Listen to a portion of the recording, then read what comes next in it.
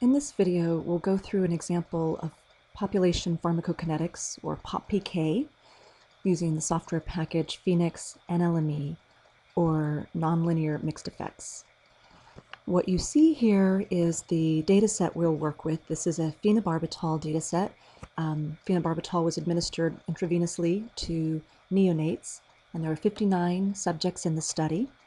They each received a loading dose and then received maintenance doses, and the doses differed and depended on their weight.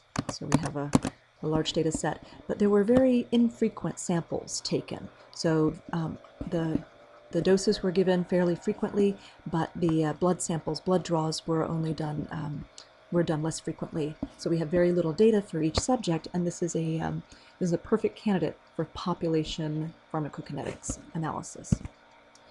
When we look at the data set, we see that we can see there are some subjects that have very few data points, and but we can see a general trend.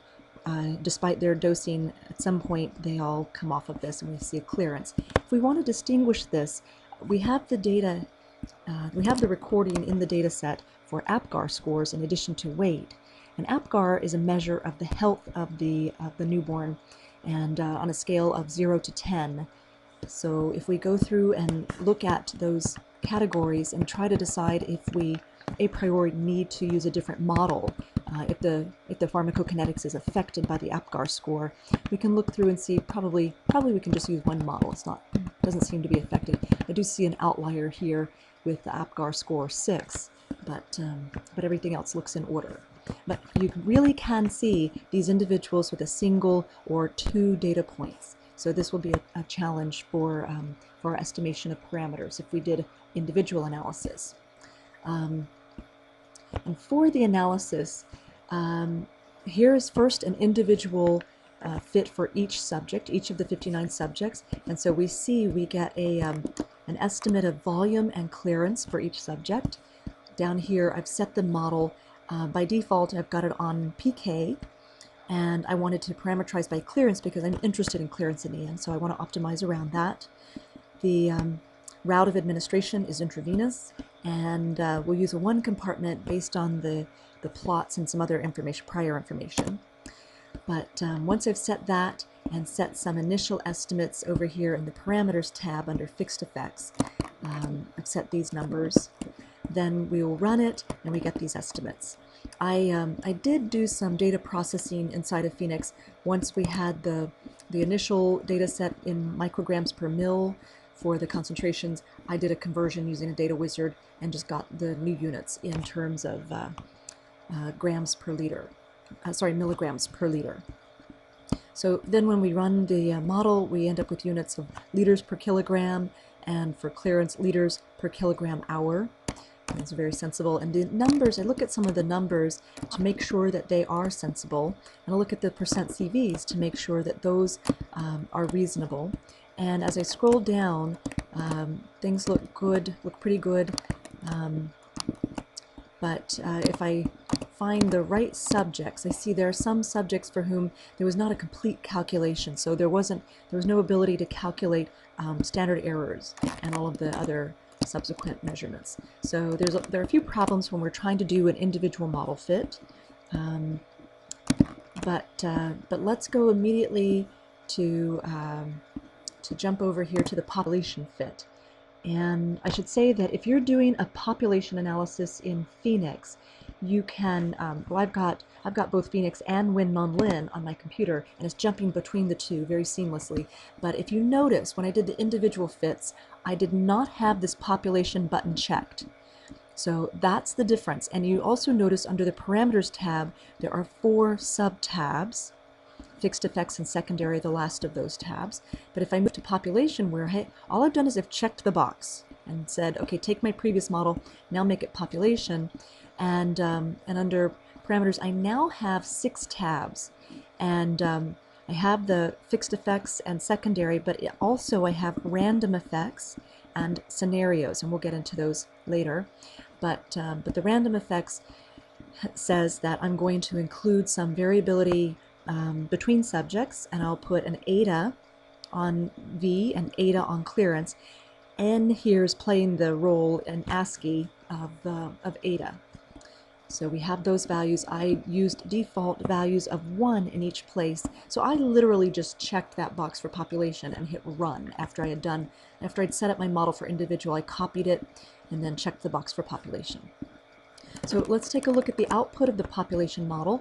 Here we have our estimates, and we're reporting typical value of volume of distribution. So TVV, that's modeling terminology. So typical value of volume, typical value of clearance also, and here are the numbers, and these are reasonable based on prior information. Our percent CVs are very reasonable. They're in the single digits, about 6 and 8%. We are looking, as a rule of thumb, we're looking for percent CVs that are probably less than 30% if possible, and we will prefer a model that has smaller percent CVs. The standard deviation estimate, this is related to the additive error structure in our model. So of all the possibilities, I had selected an additive model, and you see here that in the structure, when we are having our measurements, we will presume that they are made up of an ideal model prediction value, C, plus a little bit, so C epsilon, C eps. And that is our additive model structure. If I did change this to multiplicative, then it would change this to a multiplied by 1 plus of C epsilon, 1 plus a little bit, and you would see some differences there. But we are estimating the size of this residual error standard deviation. So we're looking at the distribution of the residuals. And let's look at some of the other results from this run.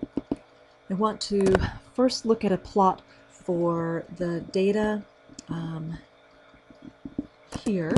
So this is all of the data. This shows all of the data with the respective individual predicted curves.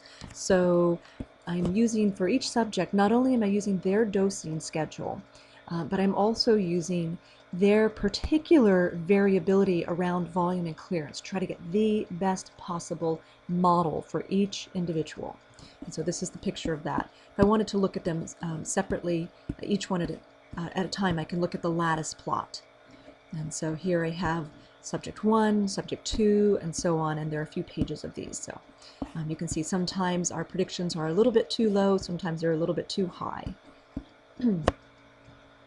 Another plot that I'll look at is a plot of the conditional weighted residuals versus time.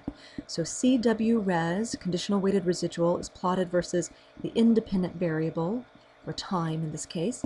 And what we're looking for, these are residuals, and they are weighted so that if they fit a normal distribution, this 2 and minus 2 represent 2 standard deviations away from the 0, and that would be our assumed mean value for the residuals, these conditional weighted residuals, if they do form a normal distribution with mean 0. So we're looking for 95% of the data to be contained between those two dashed lines. We're also looking for the blue low S here along the middle, the blue low S curve or trend curve. We're looking for that to go right along this 0 axis, and it does very well. It does that very well here.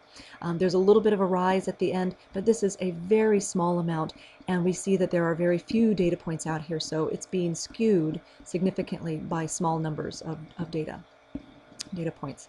So this is a nice residual plot. And the red curve, the top red curve, is also a low S curve. It's a trend curve, but it's the low S curve for the absolute value of all of these residuals. So take the ones that are below the 0 axis and flip them, reflect them up above. And this red curve is the low S curve for all of those. And so what we're looking for here is pretty horizontal and also not too high. Don't want it to be too high up. Would like it to be prefer it to be closer to the 0 axis here. The bottom red curve is just the reflection of the top red curve, so it gives us an envelope here.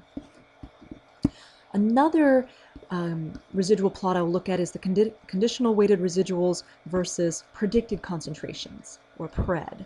And here I again want the same patterns for those low S curves. I see that there is a trend, and it's not So the residuals do not seem to fall right along a zero mean. They seem to have a trend, and when I'm looking at low predicted concentrations here, then I have higher residuals, and when I look at higher predicted concentrations, I have lower residuals. So I'm erring on one side at first and then on the other side later. So at first we have data points that are above our predicted concentrations. Later we have data points that are below our predicted concentrations. And so that trend is something we will look for when we try to change the model. It does indicate to us that we probably should work on our model and make some changes and see if we can get a better model fit here.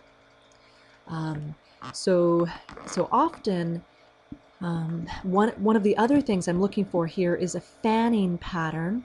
I'm looking for those red low S curves to be broad at the low concentrations, predicted concentrations, and very narrow up at these high predicted concentrations. And in that case, I would change my residual error structure. But I won't do that now because we have a different pattern. Going back to the conditional weighted residuals versus time, here I'm looking for a trend where if I have a U shape in my residuals, then I will expect that I need to put another compartment in my model, and that would be a superior model. I probably have misspecified the number of compartments if I see that classic U shape in my residuals here in this plot versus time. Okay, I will also take a look at the scatter plots for the ETAs. And what we're doing here, we're looking at ETA of clearance versus ETA of volume. And these are the individual values. So these are random effects showing between subject variability in the values of clearance and volume.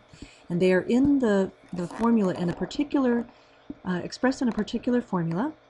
And these two plots are inverses of each other, so I can look at just one of them, that's fine.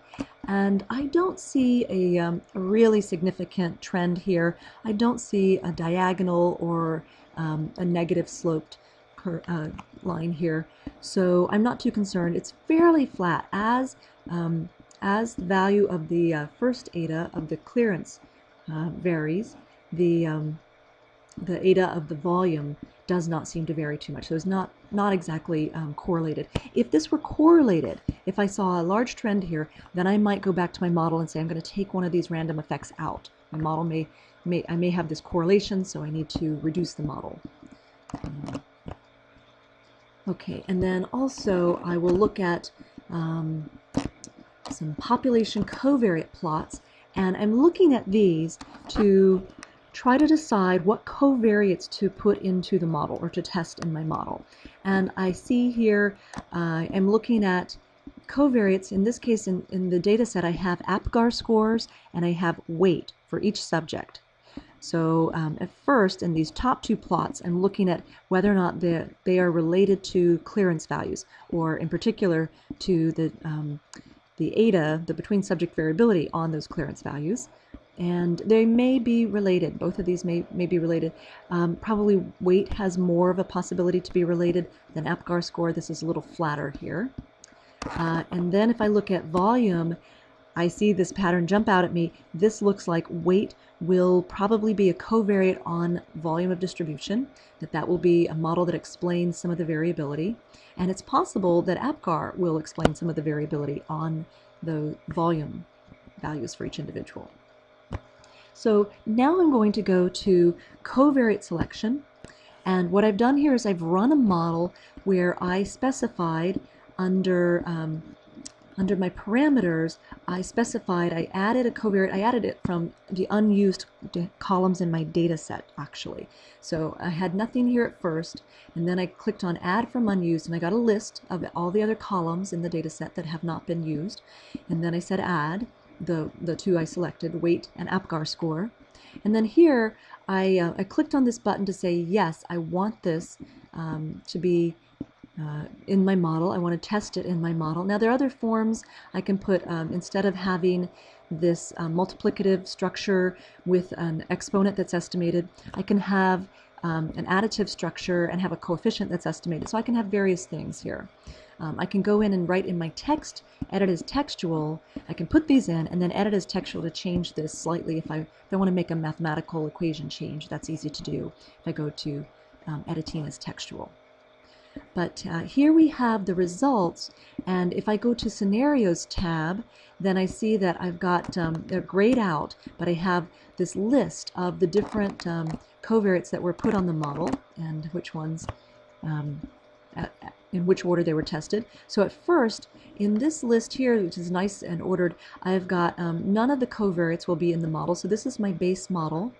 And then next I have a checkbox under this column that's headed DCL weight, and that stands for the term that's being estimated when we put in our covariate of weight on clearance. So that's going to be in the model, and then none of the others, and so that model will run. That's our first scenario after the base model. And then next I'll do weight on volume. So you see here, weight on volume is the next one, and then APGAR on clearance, and then APGAR on volume, and so on. So once we've done the first round, in this stepwise approach, I've set the run options to test for -2 log likelihood, although I could have used a Kaiki information criterion or Bayesian information criterion as my criterion, but I like this one because I can put a significance level for I can put a p-value on -2 log likelihood.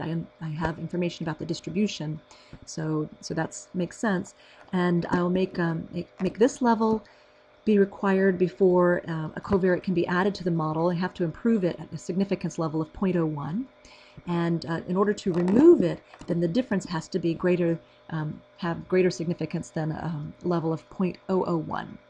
So I have to have a p-value of less than 0.001, I should say. And I also should point out that in this run options, I had my previous models were running with a simple run, and now I've changed this to covariate search stepwise, and had that box pop up for me to select. And again, back to the parameters tab and the scenarios sub-tab, on the stepwise covariate search, each of these single covariates that I had said I wanted to test in my model got tested. And then what it's looking for is the winner. I want to see who has the smallest -2 log likelihood among those that were tested. So here it's in a slightly different order to show us for other reasons. Different way to look at this output. I can change this. I can go up to, in Phoenix, I can actually just click on this upper right button that says A to B, and then I can order this so that it's in order of the -2 log likelihood, and I can see this a little bit better. So you see that I have my base model. That was the first one that was tried, and it had the largest -2 log likelihood. And then as soon as we add a covariate, we get a drop in -2 log likelihood. In this case, we didn't get a very large drop, and in particular, it does not meet the significance level of 0.01, because in the chi-square distribution, I didn't drop by almost 7 points is what I need to drop in the chi-square distribution. Okay, so I need these values to drop by more than 6 points, more than 6.84 something points. And I've got my APGARs on clearance, so that didn't make the cutoff. And actually, I'm just looking for all 4 of these at once, and I'll take the best one, and that is weight on volume. And then I apply my test. I say, did this one improve significantly over the base model? And the answer is yes. It dropped almost 100 points, so definitely more than the 6.84 points that we needed. So then what that means is, among this round, where I tested one covariate at a time, weight on volume is the winner, and it's significant. So I go to round 2 because I have a significant covariate. And so now in round 2, you can see everybody in round 2 has weight on volume as one of the covariates. And then they have added in the other 3 one at a time. So here we are looking at this round. We're looking for the winner. Here's the winner. And I look and see, is this a significant improvement over the previous round? And in this case, it is. So I've got a drop of more than 30 points. So that's clearly significant at a level of significance of 0.01. And so I say, okay, this is the winner. Now I'm going to go to round 3. So I've got 2 covariates on. There are only 2 left to try, one at a time.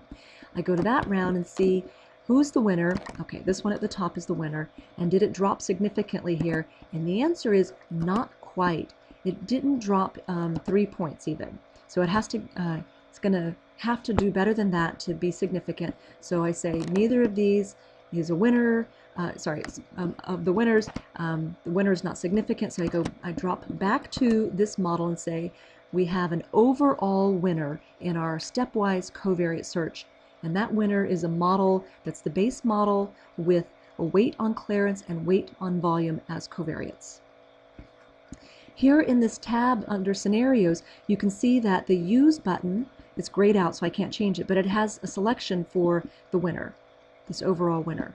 So I don't have to go through all of this work and examine this myself.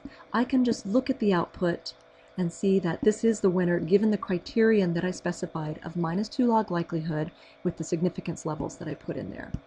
So given all of this information, now I have my winner. I'm going to go and also show covariate selection where I'm just choosing scenarios to test. And here I can add a scenario, and that's what I've done to create all of these. I made a scenario for each of the situations I wanted to test. So I put in the base case here, no covariates, and then I put on 2 at a time.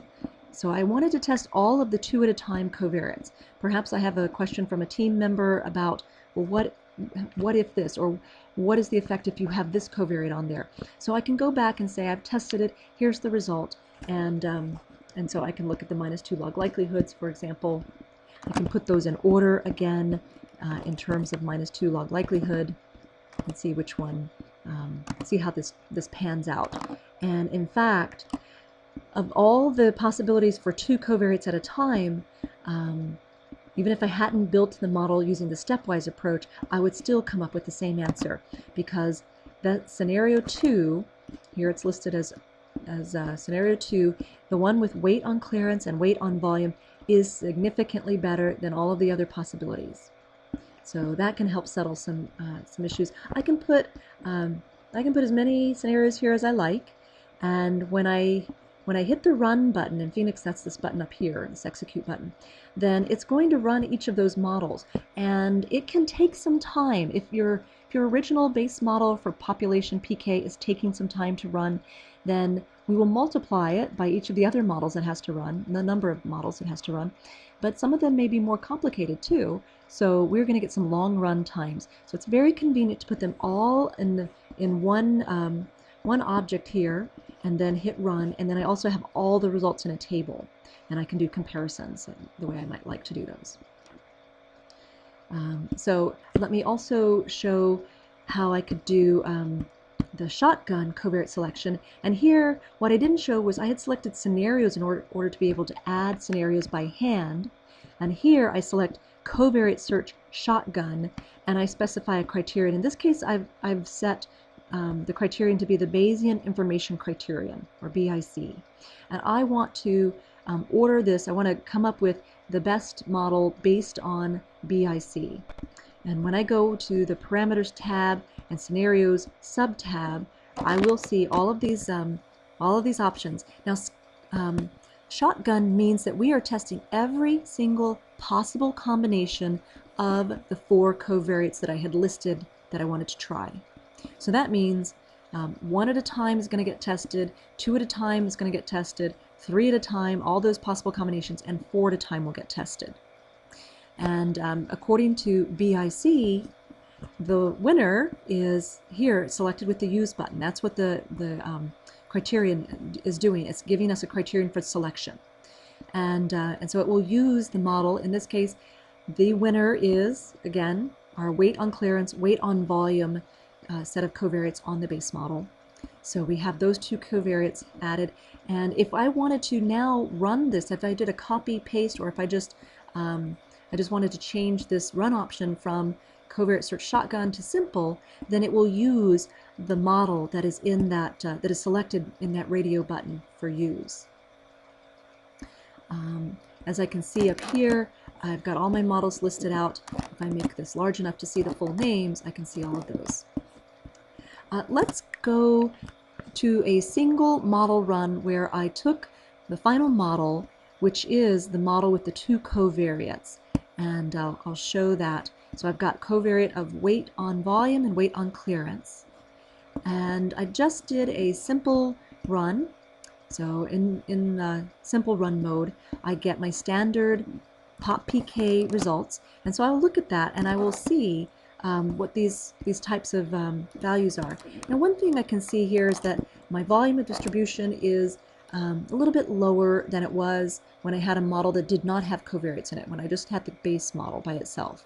And so there's some differences. Plus, I have now some terms that are estimated that are for the covariate terms. If I look at some plots, I can look at various pieces of that. But what I'd like to do instead, I'd like to show this model compared to my original population model, where I had no covariate. So I was just looking at a plain base model. So there's a model comparer tool in Phoenix, and what I did was in my setup, I selected which of the models, of all the models I had run, I selected which of them I wanted to compare, and I can select all of them. I can select two, or any number in between. So one nice thing is that I have right here in this handy table, I've got all of the values. If I wanted to use a diagnostic such as a Kaiki information criterion, I could use that here, and I can reorder according to AIC by clicking on that header. And so now I'm just going to show you, I had selected some plots and some columns. I unselected some columns. All of them were selected by default. And I ran this, and here are the two models I wanted to compare. So we see if we look at a criterion such as -2 log likelihood, well, we had that because when we did the stepwise covariate selection, we had the base model included. So we already were looking at that. I should also, I want to mention some other helpful tools for making decisions in our modeling. I didn't talk about a condition number in this approach, but condition number is a measure of the time scales, or the scales on which each of the parameters is on. So it has to do with the eigenvalues of the system. And when we do calculate that, we're looking for a condition number preferably less than 10 raised to the number of parameters. So in this case, we want it to be less than 100,000, and we're well below that. We're below 200. And similarly here, we're in a good situation. So we will say that the model is likely to be well conditioned. It has passed the test. It could have failed a test, and we would have had to go back and say, we don't have enough data to do this full model, we'll have to do something else. Or we don't have enough data to do this particular type of model, I should say. And so that looks good. So we can have some confidence in our results. Also, well, when I look at the epsilon shrinkage, this shrinkage here, shrinkage for epsilons, is measuring how much the individual predicted values are shrinking toward the population value. And so, so if I have too much shrinkage, I can overlook, I can be led astray. I can have a misspecified model and not detect that it is misspecified. So as a rule of thumb, we're looking for this number to be less than 0.3. So we like 30% or lower as our epsilon shrinkage. And so here we have a model that with the covariates, two covariates here added on top of the original model. That gives me some confidence in this model. It probably it's less likely to have misspecified. So I'm down in the 23-24% epsilon shrinkage range. Might be nice if it were lower, but it's still, I'm probably okay. So those are some extra pieces of information we can use when we're making our modeling decisions in the process of our modeling. But let's also look at the plots here side by side. So I requested it to show this plot of the population dependent variable, so that's going to be our measured concentrations, versus individual predicted values, IPRED. So these, if our predictions were perfect, they would exactly match the measurements. That means all of these circles would be centered on the diagonal. And so you can see there's not much difference between the two models here, and but they both look pretty good. So then I'm also looking at the population covariate plots, And side by side, you can see that when we had originally looked at the plot, we saw a correlation between the weight and the volume.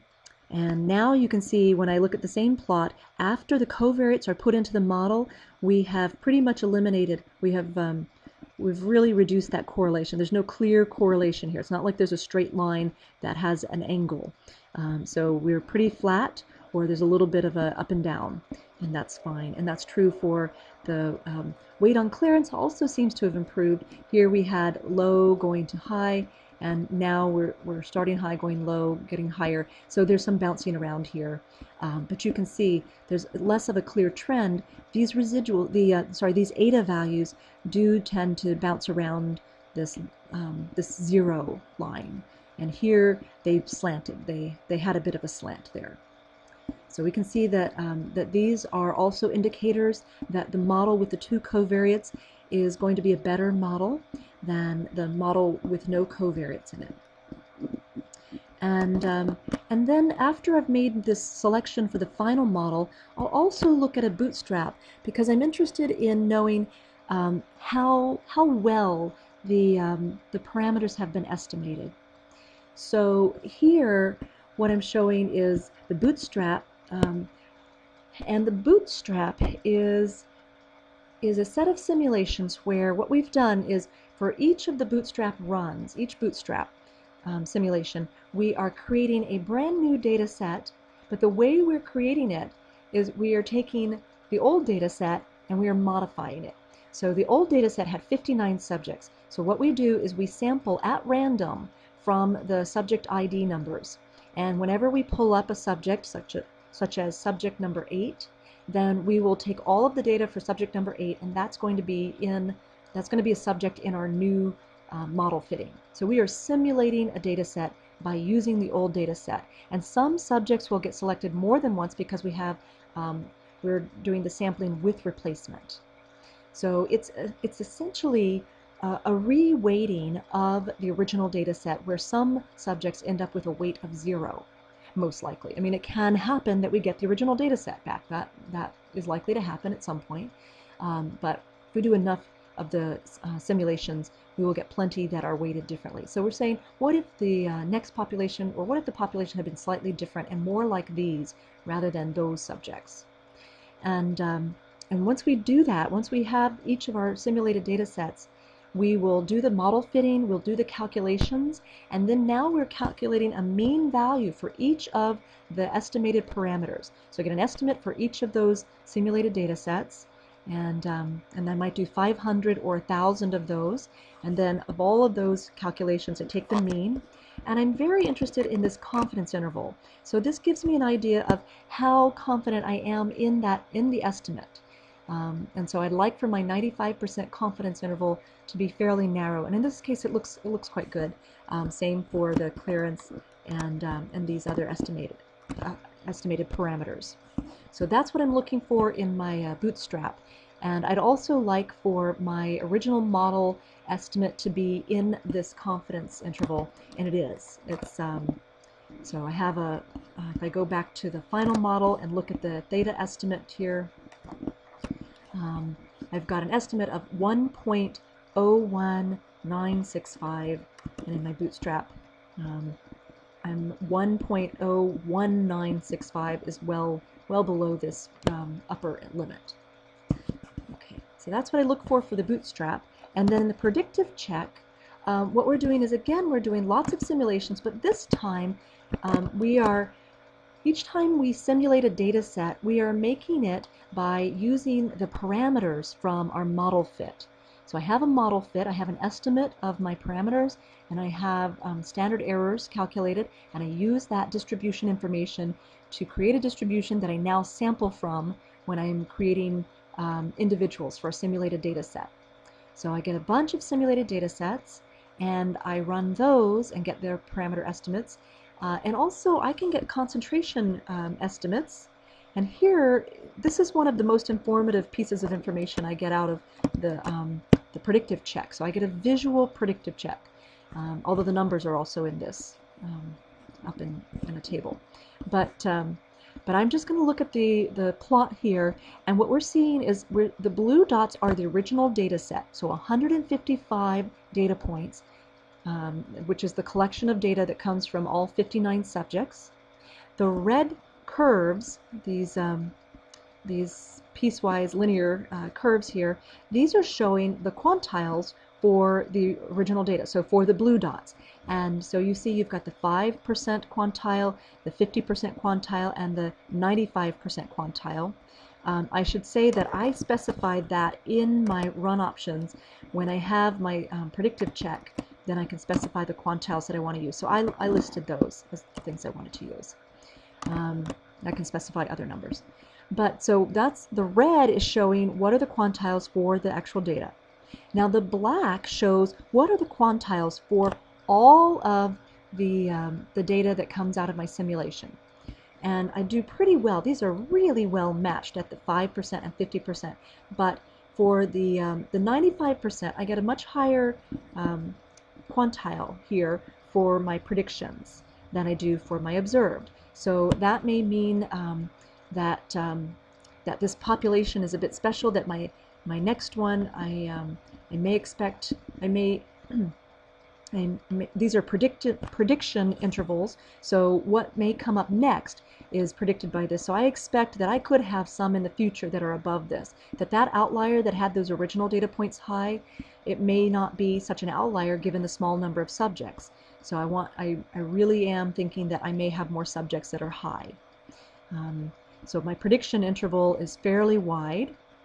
And now the other plot I can get is I can actually put a confidence interval on each of those prediction intervals. So think of this as a little envelope, and I want my quantiles to be inside of there. And so the red ones again are the quantiles for the data we're looking at. And so 5% of the data is below this red curve, and 50% is below this middle dashed curve. And then the dotted one has 95% below it. So, so I want those quantiles. I want my confidence interval for the simulated predicted intervals, prediction intervals. So these black curves are enveloping. They are around my prediction curves. So my 5% prediction curves has these upper and lower bounds as confidence intervals. So how certain am I that I had the prediction curve correct? Well, it could be somewhere in here. With a 95% certainty, it would be in here. And same for the other one. And so here, I still have, even with this is a 95% confidence interval because I've got 2.5 to 97.5 as my confidence interval around the prediction interval quantiles. So that 95% interval here between these top two black curves, I'm still, my original data is not inside of there. So I'm pretty sure that I am going to predict that that I'll have some possible data points in this band, and that the ones I had in this original sample were lower than that. So that's the kind of information I can get. I can use this for deciding, do I want to make more changes to my data set? Do I need to go back and collect more data? Do I need to change the times at which I sample my data? So there are many different pieces of information we want to consider based on these diagnostics. But this is a really brief overview of types of things we would look at when we're doing population pharmacokinetic analysis. We can do similar types of things if we're doing pharmacodynamic analysis. So in the models here, I just specified a PK model, but all of these features are available if I look at PD. So I could look at an Emax model for pharmacodynamics, or I could look at a linear model for pharmacodynamics. And if I put in the PK, I can look at indirect response, relating the PK to the PD. And inside of there, I have all kinds of options. But all of these features apply to both PK and PD. But what we've seen so far, just to summarize, we looked at some data sets, looked at some plots. I did some processing on the data set, and I did it inside of Phoenix, and I usually will prefer to do that just because I can, there's this traceability, and so I'm recording everything that happens. In this history bar, I've got every single change that I made to that model. It's got all the settings, so if I have to go back later, I can look at that. Or if somebody is coming along and doing QA, then they can look at that tab. But so I'll do my data processing inside of Phoenix because I can, and because I can automate it if I'm doing that often for data sets. And then, so we did plots, we did data processing, we did some individual model fitting. Now that was using Phoenix Win Non-Lin. There's nothing that pops up and shows you, oh, you know, that's using the Phoenix Win Non-Lin software package, but but it is doing that. It's just attempting to make everything seem very seamless. So then if I have the Phoenix NLME software package, then I will have the ability to check this population box, and now I can do the population modeling. And then I showed you where we select to do the covariate search that is stepwise, one that is shotgun, looks at every possibility, and one that does specific possibilities that I want to specify. We also looked at a bootstrap and predictive check. I didn't show the likelihood profiles, but we can also do that in Phoenix. But that is our brief introduction to population pharmacokinetic modeling.